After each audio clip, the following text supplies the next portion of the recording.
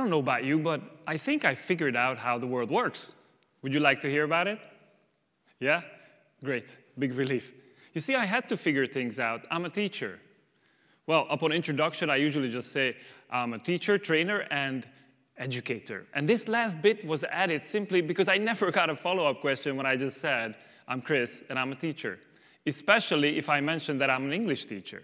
Well, that kind of tells you that teaching English is maybe not the sexiest of jobs nowadays. And maybe that's the reason why my family and friends were quite surprised when I told them that I changed over from working in business to teaching, starting everything over. You see, where I'm from, this usually happens the other way around.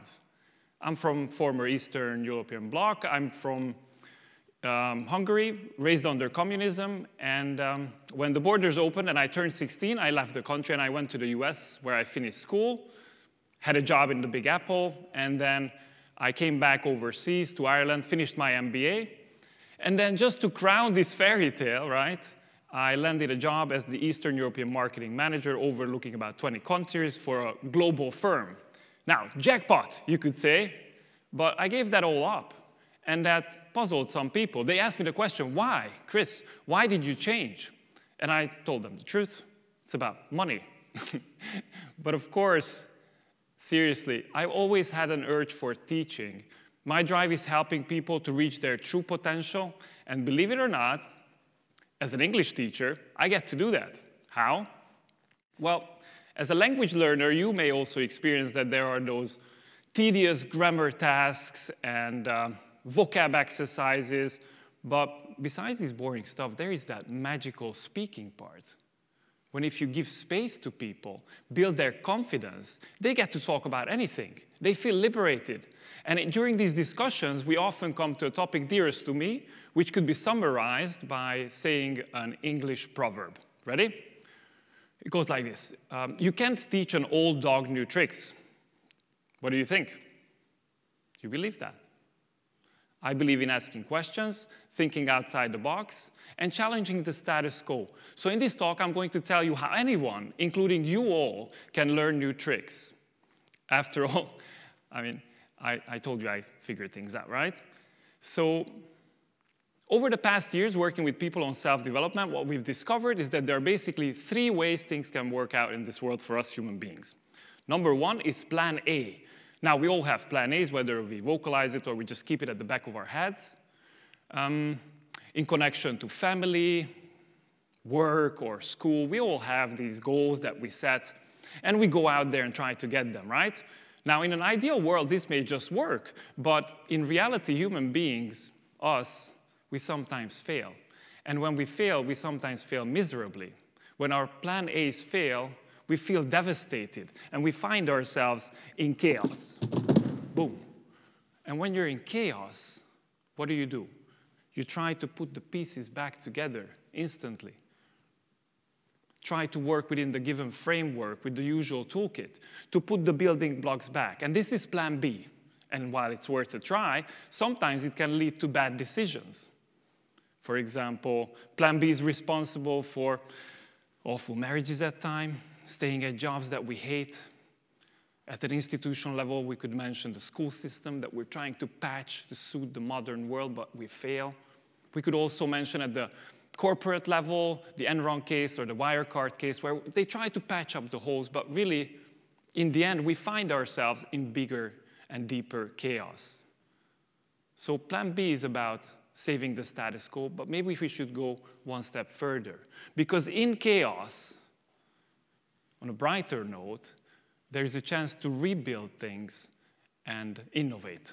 And this is plan C. Now, we could talk about plan A and plan B all day long, but I think I would lose you. So let's go to plan C, where we push the restart button, because this is where life-changing events take place. Okay, why? Because I believe that chaos represents an opportunity. Yes, chaos is a scary word, I know that. But while it marks a point of crisis, it can also lead to a new beginning.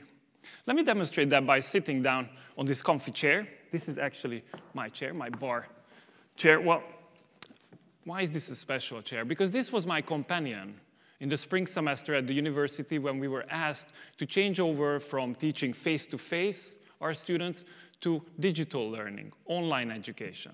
Something that we had been contemplating on doing for years and failed. Now we succeeded in a matter of days. All because of the pandemic, all because of the crisis. Chaos can lead to a new beginning. But of course, at a personal level, things are a little more complex. We experience chaos differently. We experience chaos when we lose control over the events of our lives. You know, it's just like after a hot shower, on a foggy mirror in the bathroom, you draw a star, and then you open the bathroom door, and then you see how that star is disappearing. This is how we lose control. One day we have it, the next day we don't, it's gone. And that scares us. But this moment of loss is your chance to reinvent. Because nothing else is holding you back any longer, you can be creative. I know this feeling when you're in chaos. I've been there, both at a personal level, when my family disintegrated and I felt I was losing my daughter, and also at a professional level, when this dream job that I had, I felt it was simply killing me. It wasn't for me. It was not the right thing for me. And these two things happened at the same time, and as a result, my plan A failed miserably.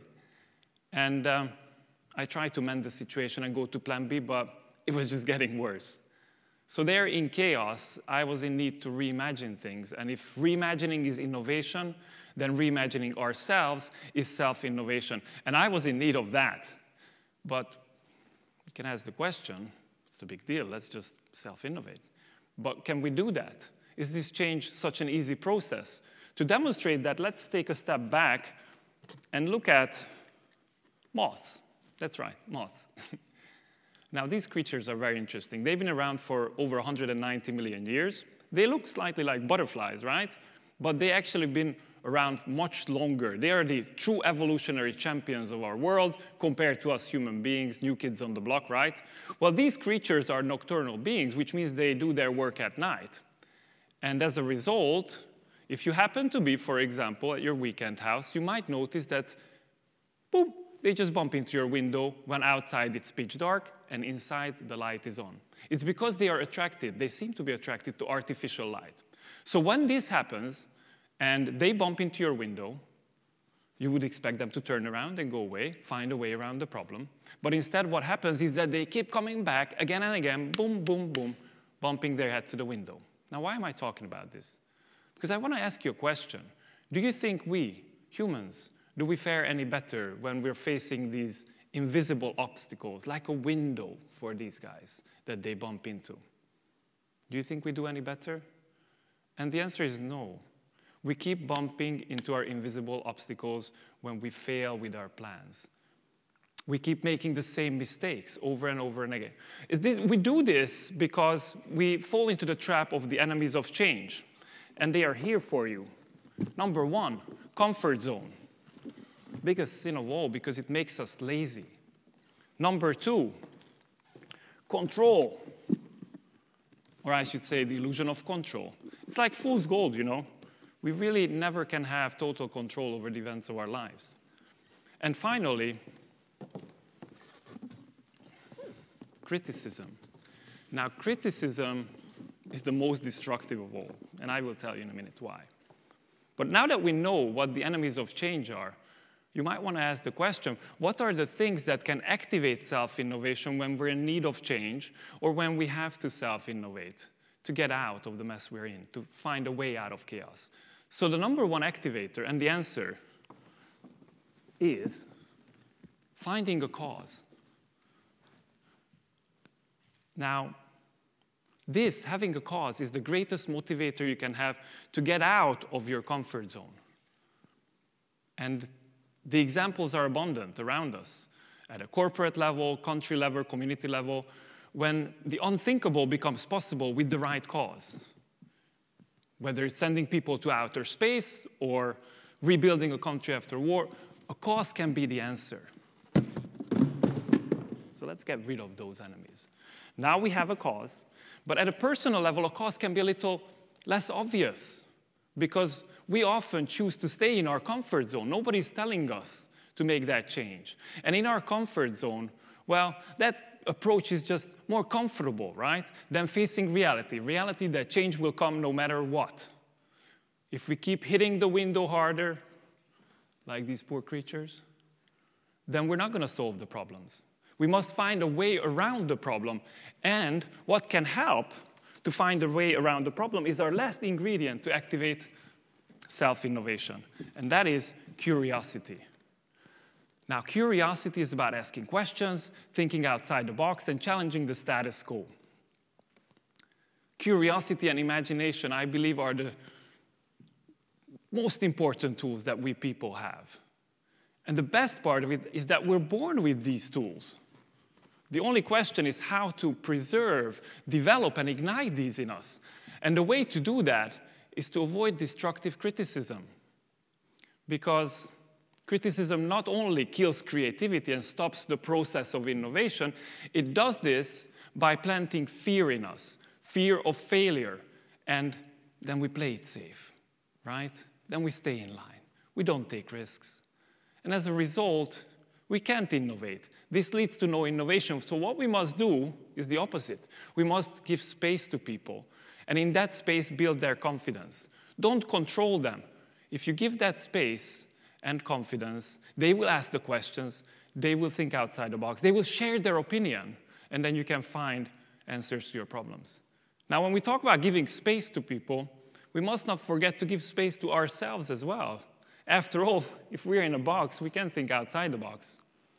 Now, this process of self-curiosity is the way forward to find problems in our lives, to find solutions for problems in our lives. And then maybe chaos won't be such a scary word. Now, just to finish it off, in my case, in my story, when I was home alone, in the dark, feeling deprived of my family, without a job, well, finding a cause helped me. And the answer was my cause to see my daughter every day and be truly part of her life. And I had to reimagine things as a result. Instead of staying at home, closing the shutters, blaming everyone else for the problems in my life, I needed to reimagine things. So the job that I had, the dream job that I didn't really like, wasn't for me, I've given up since. And working in business, likewise. And at 32, I dared to have a new passion. I dared to find a new path, a new career, and I started teaching. And I love teaching.